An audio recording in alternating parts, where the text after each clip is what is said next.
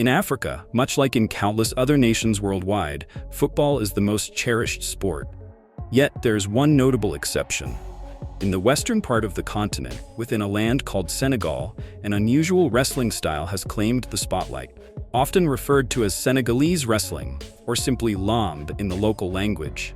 Its popularity here is immense. Matches consistently pack stadiums to capacity, a feat that even football games cannot always achieve, despite the country's widespread passion for the sport.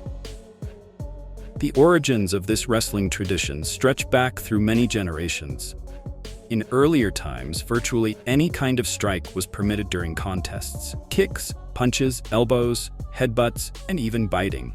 Some fighters deliberately grew their nails longer to scratch and impede their opponent's vision, a technique not banned by the rules. Others went so far as sharpening their teeth to bite off an adversary's ear during a match, occasionally using those gruesome trophies to craft necklaces.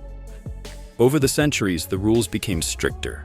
But even today, Senegalese wrestling remains the only known martial art where combatants are allowed to strike with bare fists, absent any protective gear. Laamb is much more than just a physical confrontation. It is something of a sacred practice, a living cult. The blending of Islamic traditions with local spiritual beliefs has infused this wrestling with mysticism and intricate ceremonies. Its rituals are an essential element of what makes Laamb so distinctive. Before the match begins, the competitors don blessed charms, murmur incantations, and douse themselves in a specially prepared holy water, known as saraf. This mixture frequently contains bizarre components like lion and hyena hair, gazelle's milk, and roots from hidden sacred trees. Only marabouts, revered figures who lead mystical Muslim communities, possess the authority to brew this water. Depending on the instructions given by these spiritual guides, wrestlers may pour the liquid over their limbs or even swallow it. Each unique elixir has its own precise formula and is employed for a particular objective. For example, if a fighter pours pig's milk over his head, it may dismantle a curse placed by his rival's marabout. Now let us turn to the showdown itself. The primary goal is to knock one's opponent to the ground, compelling him to make contact with his entire torso or with 4 points of contact, while blows to the head and face are also allowed. There is no grappling on the ground, nor are there weight divisions. Since certain wrestlers can weigh as much as 145 kilograms, it is not unusual for a contest to end in a knockout within about 10 seconds. Typically, though, matches last 3 to 4 minutes, and whoever hits the ground first is declared the loser. The victor is crowned as the ruler of the arena, earning both fame and wealth. Countless teenagers aspire to become that ruler of the arena, practicing relentlessly on beaches and in outdoor gyms throughout the land. Many begin their wrestling journeys in unsanctioned competitions, often held covertly at night in remote areas.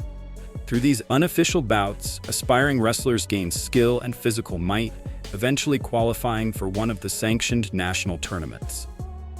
Success in such a tournament can award them a cow, a car, or a substantial sum of money, encouragement enough to fuel their professional development. By then, athletes focus on adding bulk and power through lengthy, strenuous training sessions.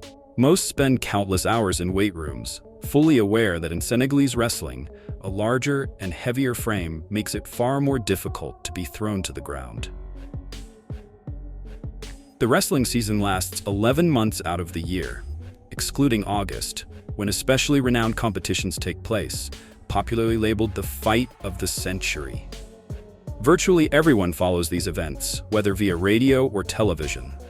The purse for the champion can surpass $100,000, and since the average monthly earnings in Senegal barely exceed $100, winners become true celebrities. They enjoy colossal renown, recognized by nearly every face in the nation, and they serve as role models for the country's youth. Such admiration for Laamb has firmly established it as the premier national sport of Senegal. It can rightly be considered part of the broader African way of life, reflecting the region's timeless traditions and cultural identity.